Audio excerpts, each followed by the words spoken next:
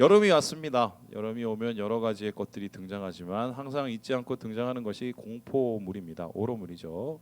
오로물 하면은 여러분 생각할 때 무슨 이상한 이 괴기스러운 무슨 괴물이 나온다던가 아니면 요즘에 무슨 뭐 상어가 뭐 큰 게 세 마리가 나오는 막 그런 영화도 있고요.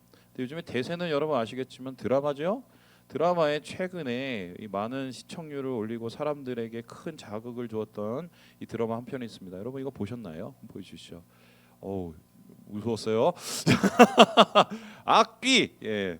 저는 개인적으로 이런 거 안 봅니다. 본 적도 없고요. 근데 이제 들었어요. 이게 굉장히 충격적이었다고. 그래서 거의 시청률이 10% 가량이 됐다고 얘기를 들었습니다. 이 드라마 같은 류를 오컬트라고 합니다. 한마디로 귀신 나오는 건데 이 오컬트류의 이 드라마나 혹은 뭐 영화들은 그 전에도 많이 있었죠. 근데 이번 이 드라마가 좀 많은 사람들에게 이슈가 된 이유는 소위 말해서 한국의 무속신앙 뭐 거기에 관련된 이것들을 매우 적나라하고 자세하게 이 드라마에 녹여냈기 때문이다라고 얘기를 합니다. 여러분 뭐 봐야 되나요? 보지 마세요. 그런데 중요한 거는 이제 그쪽 계열에 계신 분들의 말에 의하면 정말 잘 썼다. 이 글을 쓰신 분이 뭐 김은숙 작가라고 여러분 유명 작가시죠? 이제 그분이 이 드라마 한 편을 위해서 굉장히 많이 연구를 했다는 소리를 들었습니다. 뭐 얘기는 대충 뭐 거기에서 벌어지는 이 영적 전투죠. 이 귀신과 귀신의 전투. 어떻게 승리를 하고 목숨을 구하느냐 뭐 이런 거 같더라고요. 대충 보니까. 근데 여러분 사실 이러한 드라마보다 더 스펙타클하고 더 굉장히 치열하고 그리고 거의 블록버스터급의 이야기가 성경에도 있다는 거 아십니까? 오늘 여러분과 함께 살펴볼 말씀인데 바로 그림으로 한번 설명을 해드리겠습니다. 이게 이제 율리우스 슈노르 폰 카롤스텔 예, 농담이에요. 이분이 그리신데 이게 이제 거라사 지역에서 일어난 마귀를 물리친 예수님이라는 작품입니다. 오늘 이 이야기는 거라사에서 예수님께서 군대 귀신 걸린 한 사람을 만나셔서 그 사람을 치유하시는 사건인데 좀 이것을 좀 재미있게 표현한다면 거라사 구출 대작전. 그래서 제가 오늘 말씀의 제목을 그렇게 잡아봤습니다. 그런데 이 전투가 우리의 생각보다는 굉장히 치열하고 굉장히 집요했습니다. 왜냐하면 말씀의 전후를 살펴보면 이 거라사 구출 대작전 이 전투가 4회차례에 걸쳐서 이어지고 있다는 거 잘 모르실 겁니다. 이 말씀을 보면은 첫 번째 일어난 말씀이 뭐냐 다음과 같은데요. 이 전투가 다음과 같습니다. 같이 한번 읽어볼까요? 시작. 갈릴리 해전. 이 처음에 이 거라사 구출 대작전 전투가 일어나는 것은 갈릴리였습니다. 우리 함께 4장 37절 말씀을 같이 한번 읽어보겠습니다. 시작. 큰 광풍이 일어나며 물결이 배에 부딪혀 들어와 배에 가득하게 되었더라. 다음 그림을 보시면 예수님께서 가버나움에 계시다가 이렇게 보여주시죠. 이 바다를 이용해서 보여주세요. 이 요단 동편 쪽으로 가고 계셨습니다. 아닌데요. 다음에서 보시는 것 같이 저렇게 해로를 따라서 가고 있었었는데 제가 여기 가봤는데 갈릴리가 바다가 아니에요. 그냥 호수인데 좀 큰 호수입니다.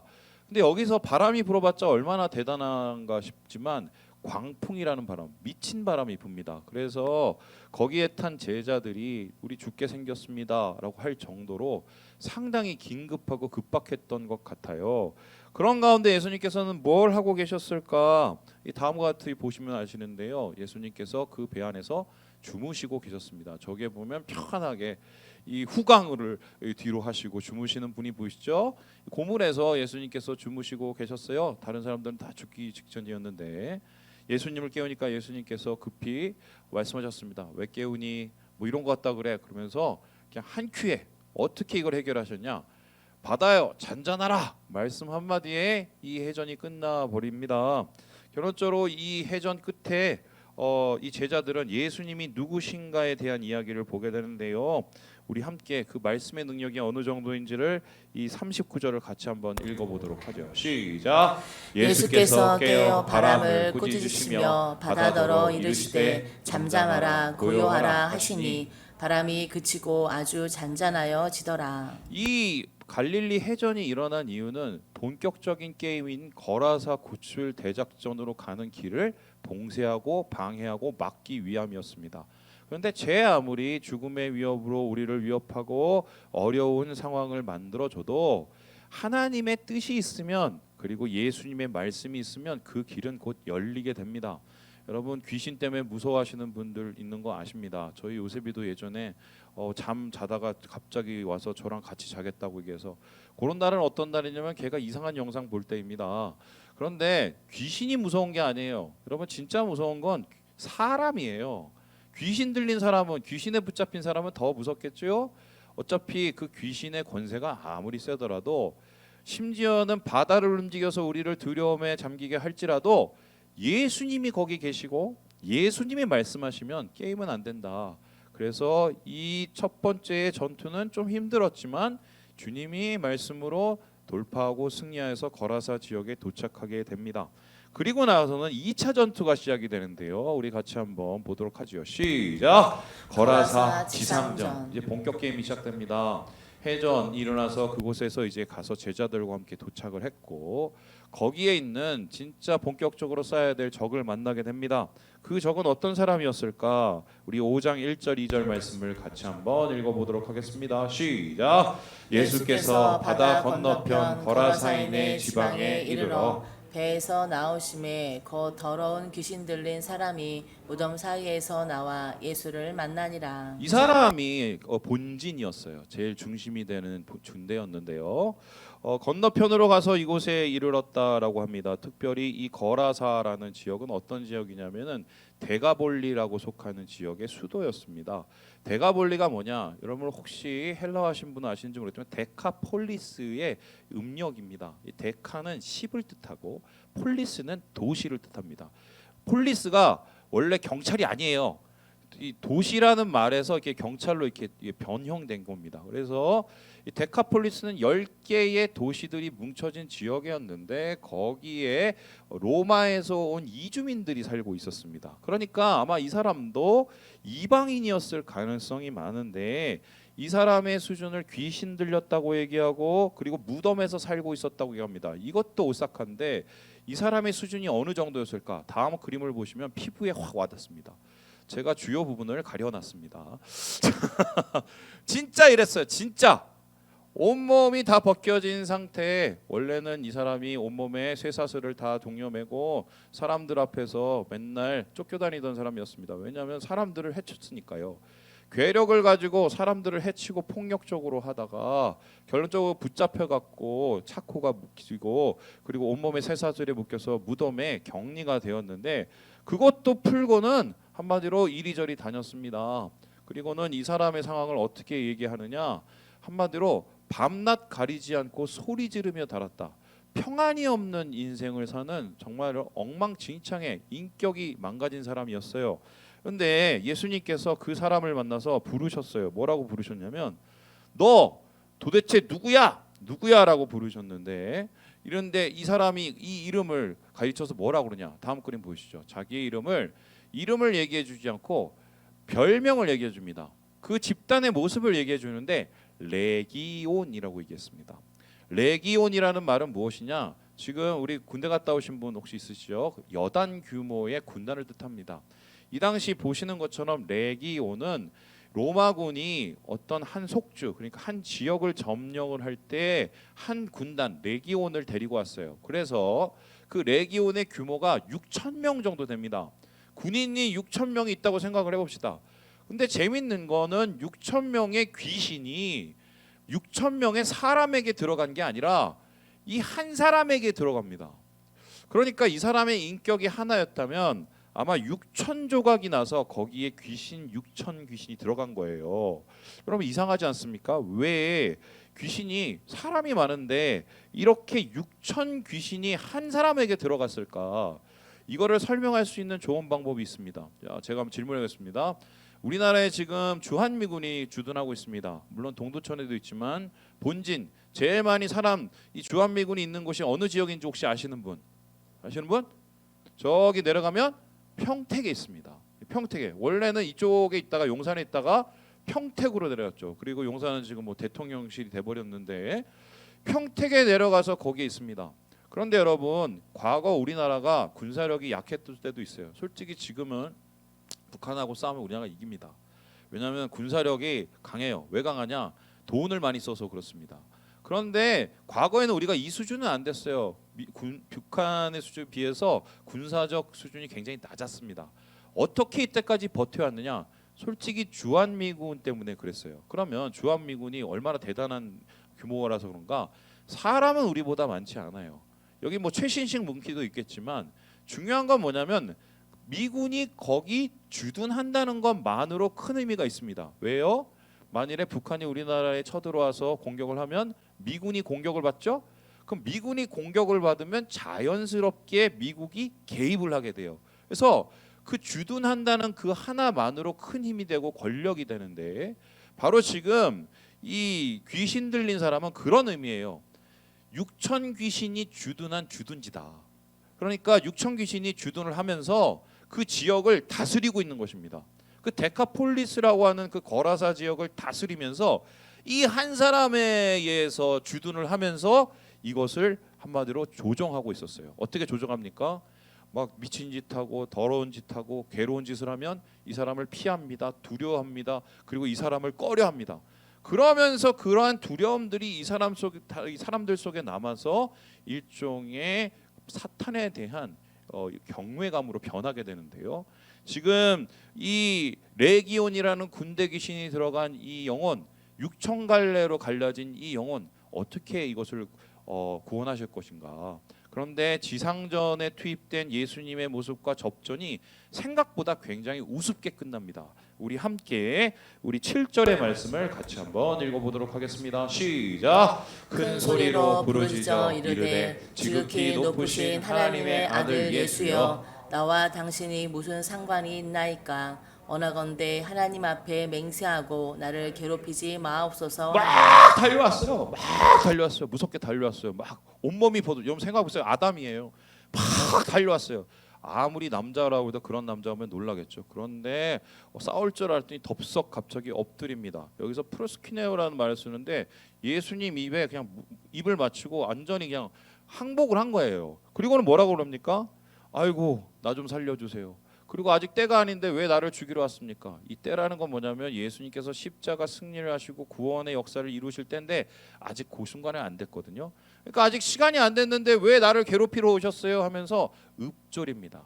그래서 이것은 한마디로 게임이 안 되는 게 이미 예수님의 능력을 갈릴리 해전에서 보았고 예수님이 하나님의 아들이시라는 걸 알았기 때문에 그냥 자연스럽게 이 권력 게임과 이 군사 게임은 영적 전쟁은 끝나버리게 된 거예요. 그래서 우리의 예상과는 다르게 굉장히 싱겁게 끝난 전투가 되었다. 이게 이제 2차전, 바로 거라사 지상전이라고 할 수 있습니다. 그런데 문제는 오늘 이 세 번째입니다. 이렇게 예수님께서 바다를 건너면서 승리를 하시고 거라사에 귀신 들린 사람을 고치셨습니다. 어떻게 고치셨나요? 말씀으로 고치셨어요. 끝났어요. 그런데 사실 진짜 싸움은 언제였느냐? 바로 3차전이었습니다. 우리 함께 3차전이 어떤 건지 같이 한번 읽어볼까요? 시작! 데가볼리 심리전. 이게 뭐냐면은 이 데카폴리스라는 그 지역에 사는 사람들을 중심으로 이 사건이 반향이 되어서 반향을 일으켜서 심리전이 일어납니다. 자, 그런데 그 심리전이 생각과는 다르게 굉장히 컸어요. 우리 함께 13절의 말씀을 같이 한번 읽어보도록 하겠습니다. 시작. 허락하신데 더러운 귀신들이 나와서 대제에게로 들어가매 거의 2,000마리 되는 떼가 바다를 향하여 비탈로 내리다라 바다에서 몰사하거늘. 귀신이 부탁합니다. 아유, 내가 이 사람들한테 나올 테니까요. 그냥 우리를 저 돼지 쪽으로 갈 수 있게만 허락해 주세요. 그러면서 돼지로 딱 들어갑니다. 그랬더니 거기 2,000마리의 돼지가 있었는데 갑자기 돼지가 뛰어내려가고 바다에 코를 박고 죽게 됩니다. 목사님 이게 진짜 사실일까요? 제가 여기를 가봤거든요. 그림을 한번 보여주시죠. 여기가 바로 그 가다라 지역, 그러니까 돼지들이 코를 박고 죽은 그 갈릴리 동편으로 해당되는데 지금으로 따지면 후르시입니다. 좀 처박을만 하거든요. 근데 보시면 이게 바로 절벽처럼 뚝뚝뚝 떨어지는 게 아니에요. 제가 저기 가봤는데 위에서부터 막 급격한 경사로 쭉 내려오다가 갑자기 완만해집니다. 그러니까 얘네들이 그냥 미쳐서 이 바다를 향해서 뭐 그냥 다이빙을 했다. 뭐 이렇게 보시면 되는데 어쨌든 2,000마리가 죽게 돼요. 요즘으로 따지면은 막 이걸 가지고 뭐 동물 애호가들이 이건 너무한 거 아니냐 요즘 이렇게 했는데 그나마 다행인 게 강아지가 아닌 게 얼마나 다행입니까? 만일에 강아지가 2,000마리가 이거 죽었으면 지금 아마 제가 설교를 못 할 걸요. 왜냐하면 이 동물을 사랑하시는 분이 많기 때문에. 그런데 예수님께서 이렇게 돼지를 2,000마리를 몰수하는 거를 그냥 방치하신 이유가 있습니다. 왜냐하면 이 돼지는 곧 이방 사람을 뜻하기 때문이에요.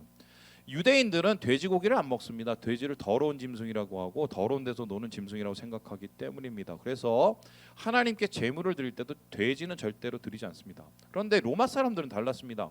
여러분 우리나라 최고의 고기가 뭡니까? 최고의 고기 뭐죠? 아니죠, 삼겹살이죠. 돈이 많으세요? 삼겹살이죠. 예, 로마 사람들도 제일 좋아하는 고기가 삼겹살이었습니다. 제가 그 로만 이야기라는 책을 봤는데 제가 재밌게 봤던 게 로마 사람들이 제일 좋아하는 삼겹살 부위가 어딘지 돼지고기 부위가 어딘지 아세요? 아니에요. 네, 그럴 줄 알았지. 아니에요. 새끼를 난 지 1년 된 그 돼지, 암돼지의 자궁입니다. 그걸 그렇게 즐겨했대요. 그게 맛있는지 안 맛있는지 모르겠는데 그럴 정도로 돼지고기를 굉장히 사랑하던 사람이었습니다. 그리고 이들은 거기서 끝난 게 아니라 돼지와 관련된 많은 전설이 있습니다. 로마군이 굉장히 몰려 있을 때 돼지 때문에 꿈을 꾸고 뭐 승리했다 그러면서 로마군 깃발 위에다가 돼지를 달고 다니는 군대도 있었어요. 뿐만 아니라 그들이 황제를 숭배하는 사상이 있었는데 황제를 숭배할 때 뭐를 갖다 바쳤겠어요? 돼지를 갖다 바쳤습니다. 그래서 이방 사람들, 특별히 로마를 뜻하는 그 짐승은 돼지라고 할 수 있어요. 그래서 이 돼지가 2,000마리가 빠졌다는 것은 어떠냐? 하나님께서 예수님께서 앞으로 있을 일을 예고하신 것과 마찬가지다. 돼지는 이방 신전에 제물을 바치는 말 그대로 우상을 뜻하는 것이고, 그리고 로마군의 폭정을 뜻하는 것인데, 그것을 이제 잠시 후에 예수님께서는 복음을 통해서 해결하시겠다는 그 의지를 보여주신다고 학자들이 그렇게 생각하기도 합니다. 그런데 어쨌든 돼지가 죽었어요.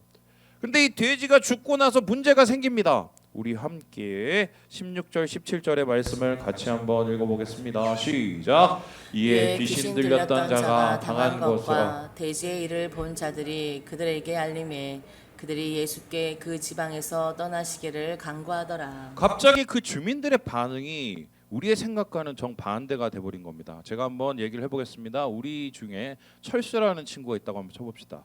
어렸을 때부터 우리 교회를 다니면서 쭉 우리 교회에서 활동을 했다고 한번 쳐봐요. 근데 철수가 어느 날 이 소위 말해서 질환으로 인해서 소위 말해서 헛소리를 하고 이상한 것을 보고 굉장히 막 어려운 행동들을 하고 삶이 어려워졌다고 생각을 해보세요. 그래서 그럼 어떻게 합니까? 우리 철수를 위해서 기도를 해주겠죠. 근데 철수가 어떻게 합니까? 그래도 나아지지가 않다가 어느 날 수련회 갔다가, 수련회 꼭 가야 됩니다. 자, 그런데 수련회 갔다가 얘가 갑자기 나은 거예요. 그래서 나와서 멀쩡하게 머리를 빗고, 머리에 냄새가 났었는데 이제 냄새도 안 나고 멀쩡한 모습으로 뒤에 앉아있다고 생각을 해봅시다. 자, 저기 없어요 지금 철수는. 자, 그러면 우리가 어떻겠습니까? 보고 어떤 반응이 우리의 자연스러운 반응입니까? 그래서 어떻게 해요? 기뻐해야죠. 그렇죠? 야, 철수가 나왔어. 철수가 나왔어. 그래도 계속 보고 있던 그 철수가 나왔어. 기뻐하는 게 당연합니다. 그런데 이 거라사 귀신 들린 사람, 그렇게 자신을 파괴하고 망가지고 마을을 괴롭힌 그 사람이 나왔으면 이건 마을의 경사 아니에요? 근데 어떻게 합니까? 싫어해요. 두려워한다는 말이 나오는데 이 두려워한다는 말은 긍정적인 의미가 아니에요. 싫어해요. 왜 싫어할까? 그 전에 뭐 그래도 대충 살았는데 예수님이 와서 뭔가 새로운 것을 하면서 삶이 변화되는 게 싫은 겁니다. 그냥 좀 불편하더라도 그렇게 사는 게 좋았는데, 그게 무슨 죄든 말든 그렇게 사는 게 좋았는데 예수님 때문에 뭔가 바뀌는 게 싫었던 거예요. 그리고 이 사람들이 진짜 싫었던 이유가 있었는데요. 여기에 대해서 데이빗 갤런트 교수가 이렇게 글을 쓰고 있습니다. 우리 함께 보여주시도록 하죠. 같이 읽어보겠습니다. 시작. 마을 사람들은 예수님을 자기 마을로 오시도록 환영하기는커녕 냉대한다. 그들은 귀신들을 쫓아낼 수 있는 예수님과 함께 있기보다는 인간을 포로로 잡고 짐승들을 멸하는 악한 세력과 함께 있는 것을 더 편하게 생각한다. 그들은 인간이 온전하게 회복되는 데는 무관심하다. 한 사람의 귀신 들린 데서 고침받는 것보다 돼지들을 더 아까워한다. 뭐 때문에 더 화가 나갔다고요? 돼지 새끼 때문에. 돼지가 자그마치 몇 마리예요? 2,000마리. 그럼 이게 돈이 얼마나 될까? 그래서 제가 어제 돼지 시세를 알아봤습니다. 돼지 시세가 1kg에 5,035원입니다 지금. 근데 돼지 한 마리가 110kg예요 보통. 예, 전 정품이. 그러면은 대충 합치면 50만 원에서 55만 원 정도 됩니다. 뭐 얼추 잡아서 50만 원 쳐봅시다. 그럼 2,000마리입니다. 얼마예요? 계산이 안 되나요? 자, 100일 남은 우리 혜림이 얼마? 이거 알아야 돼. 그래 붙어. 얼마요? 10억이죠. 갑자기 10억이 사라진 겁니다. 물론 한 사람의 것은 아니겠죠. 10억이 사라졌어요. 그러니까 얘가 난 거는 좋은데 돈이 10억이 사라진 거예요. 기분이 나쁜 거예요. 그리고는 또 생각도 야 이번엔 돼지인데 다음엔 개야? 아 다음엔 닭이야? 막 여러 가지 생각이 들었겠죠. 그러면서 예수님이 부담스러워진 거예요. 그러니까 이 사람이 낫고 안 낫건 중요한 게 아니에요. 당장 내 주머니에서 있던 돈이 사라지고 내가 붙잡고 있던 게 없어진 게 그게 중요한 겁니다. 그냥 좀 막말로 표현하면 돼지보다 못한 인간이에요. 돼지보다 못한 인간. 제가 뭐 초동생 한 명을 만났습니다. 이 친구를 이제 데리고 제가 얘기를 했어요. 얘야, 너는 요즘 어떻게 사니? 그랬더니 목사님, 저는 아침에 일어나서 학원 끝나면 또 학원 끝나면 또 학원 뺑뺑이를 돕니다. 요즘에 애들이 그러고 살아요. 요즘에 그들이에요. 그래서 내가 그랬어요. 그러지 말고 엄마한테 얘기하고 조금 쉬어보지 그러냐. 너 그러다가 머리에 쥐 나면 어떡하니? 그랬더니 이 친구가 하는 말이 안 돼요. 그래서 목사님 안 돼요. 왜 안 돼? 돼. 그랬더니 안 돼요. 왜? 그랬더니 뭐라고 했는지 아세요 저한테? 목사님이 돈 물어주실 거야. 이러는 거예요. 도대체 돈이 얼마나 드는데? 아무튼 100 몇십만 원이 든다는 거예요. 그래서 야 그것도 중요한데 너 그렇게 열심히 해서 나중에 뭐 하고 그러려고 그랬더니 저는 공부를 잘할 거예요. 그래서 그래 공부 잘하는 거 좋아하는데 공부 잘해서 뭐 할 건데? 그랬더니 제 인생의 최고 목표는 뭐라고 그랬겠어요? 돈!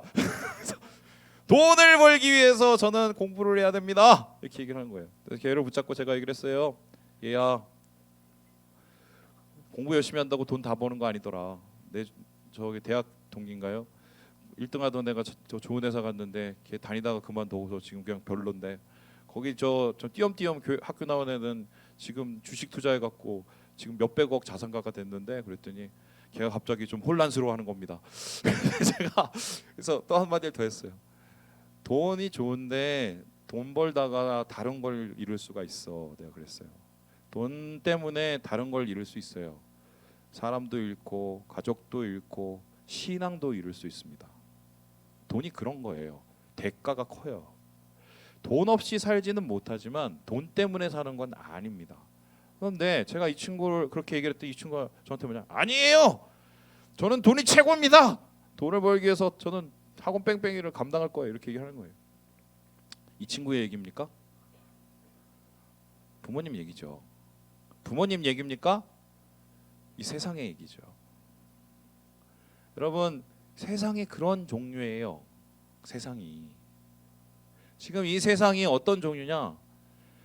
돼지보다 못한 인간, 돈보다 못한 인간들을 만들어내는 세상이다. 우리가 이런 세상 속에서 살면서 결론적으로 이 대가볼리 사람들처럼 진짜 중요한 가치를 놓치는, 진짜 싸워서 이겨야 될 이 전쟁에 실패하는 모습이 우리의 모습일 수 있겠다. 1차 전쟁을 승리합니다. 2차 전쟁 승리합니다. 그런데 여기 아주 가장 큰 적 돼지를 만나서 돼지 전쟁에는 예수님께서 잠시 멈춤을 하는 이야기가 오늘 이야기의 전체적인 결론이에요. 제가 오늘 말씀을 왜 준비했느냐? 사실 오늘은 맥주 감사 주일입니다. 맥주 감사 주일은 여러분 아시는 것처럼 반년 동안 함께하신 하나님의 은혜를 감사하는 날입니다. 근데 이날에 제가 오늘 이 말씀을 들고 온 거 갑자기 금요일 날 말씀을 바꿨습니다. 왜 바꿨느냐? 바로 이 사건 때문입니다. 보여주시죠. 얼마 전이죠.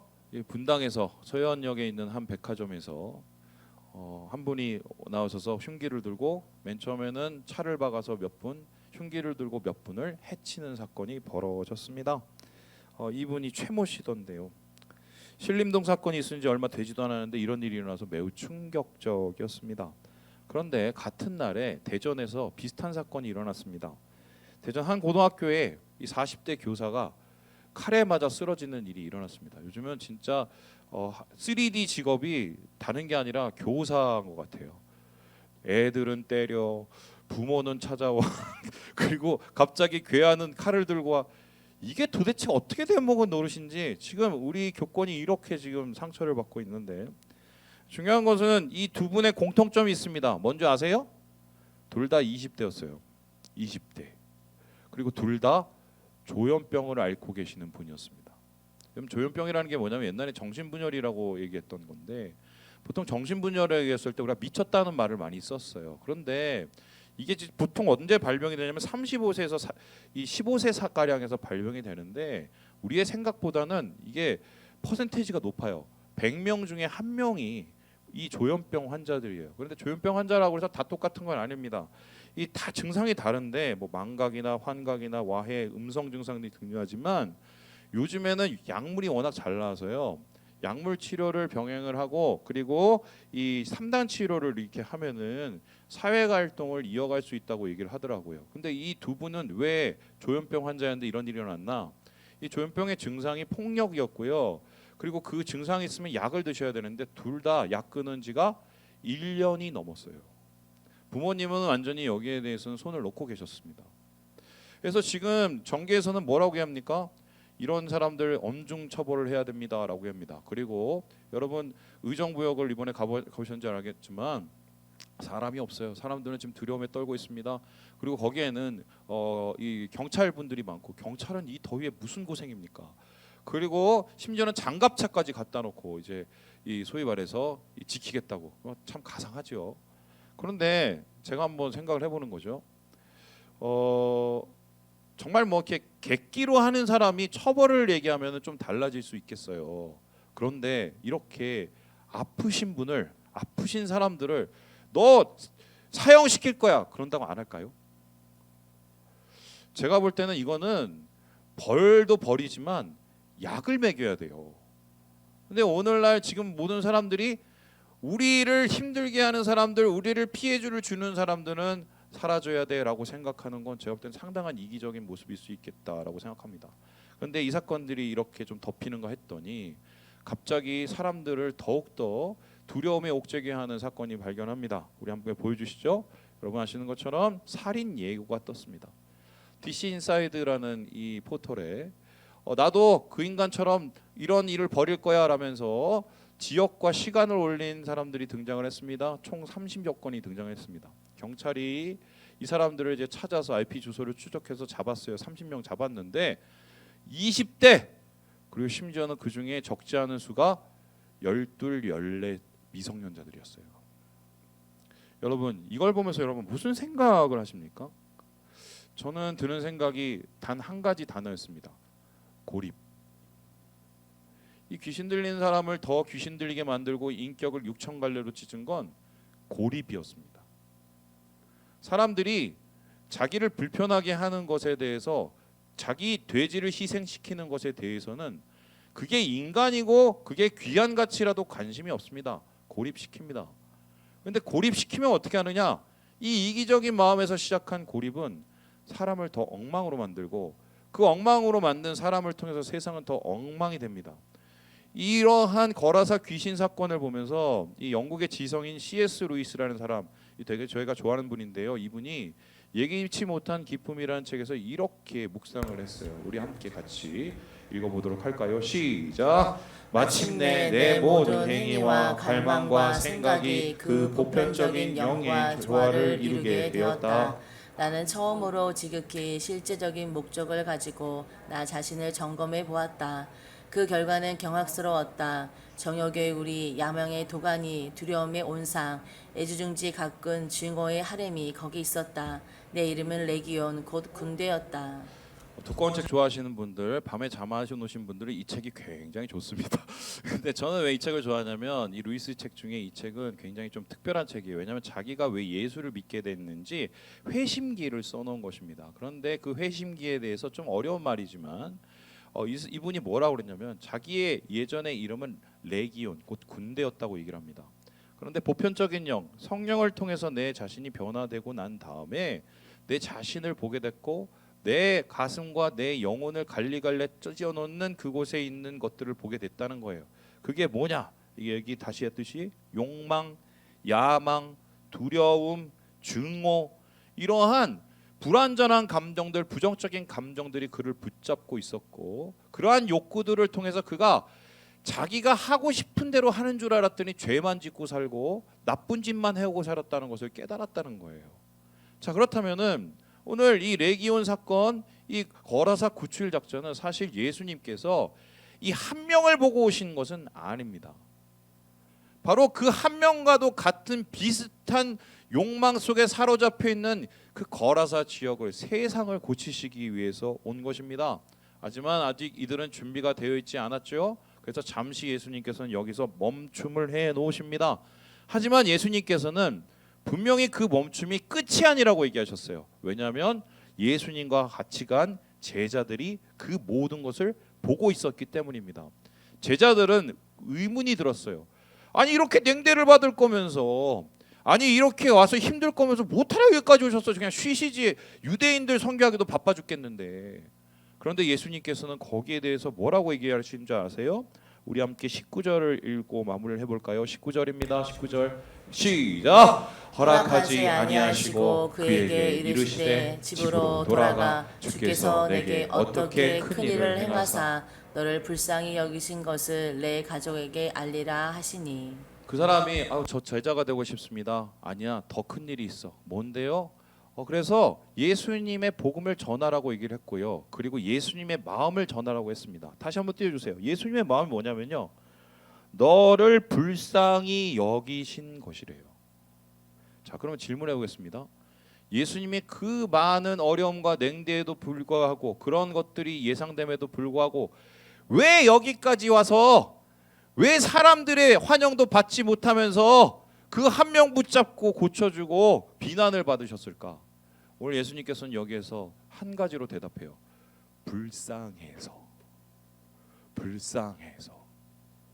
이 불쌍해서라는 말은 다음과 같은데요. 엘레에오예요. 우리 따라해 볼까요? 엘레에오. 엘레에오. 이거는요, 엄마가 자식을 바라보는 속이 끓는 마음이에요. 예수님께서 이 영혼이 천갈래 만갈래로 찢어진, 소위 말해서 고립 속에서 더 망가지고 있는 이 한 사람, 혹은 이 한 사람과 비슷하게 자기의 욕망 속에서 멀어서 사단의 괴계 속에 빠져 있는 그 모든 사람들을 바라보면서 불쌍히 여기셨다. 엘레에오라고 얘기하십니다. 여러분, 교회의 존재 목적이 뭡니까? 엘레에오예요.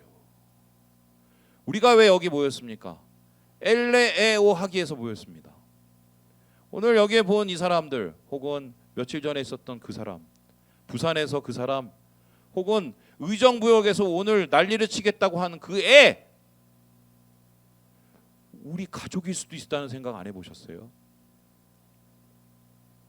어떤 한 교인이 저한테 연락이 왔습니다. 목사님 어떻게 해요? 어떻게 해요? 예배를 어떻게 드려요? 어떻게 드려요? 칼 들고 저 돌아다니는데요. 무서워 죽겠어요. 충분히 이해해요.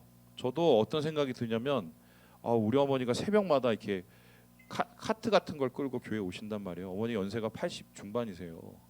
그런데 무슨 생각이 드냐면 오시다가 혹시라도 봉변이라도 당하면 어떻게, 이런 생각이 먼저 들더라고요. 근데 잠시 그 전화를 끊고 생각을 해봤어요.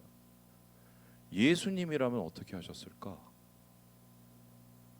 이 상황에서 예수님은 어떻게 하셨을까? 만약 예수님께서 그런 불편한 감정에 무너지셨으면 거라사로 가지 않으셨을 거예요.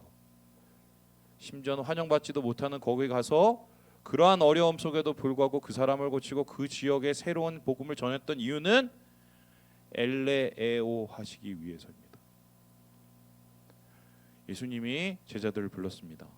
그리고 아주 심각하게 얘기했어요. 열림아, 너는 세상의 빛이야. 대안아, 너는 세상의 소금이야. 어떤 뜻인가요? 우리 통해서 죽은 세상이 살아나야 된다는 소리입니다. 고립되어서 갈 길 몰라 방황하는 그 영혼들이 다시 빛을 볼 수 있도록 엘레오하는 그 능력이 우리 가운데 나타나야 된다고 주님이 이야기하시는 거예요. 말씀이 좀 무거웠습니다. 여러분을 혼내려는 마음이 전혀 없습니다. 혼내면 또 저녁에 가서 저희 아내한테 혼납니다. 여러분은 교회예요. 몇도 안 되는 교회면 어떻습니까? 빛인데 빛은 하나라도 가치롭습니다. 소금은 하나라도 맛이 나요. 주님 안에서 이 엘레에오의 마음을 가지고 점점 어두워가는 자기 분노 속에, 자기 고립 속에 빠져 있는 이 세상의 불쌍한 영혼들을 바라보면서 기도하시고 초대하시고 주님의 은혜와 복음으로 함께 하시는 우리 모든 형제 자매들 되시길 주님의 이름으로 축원합니다.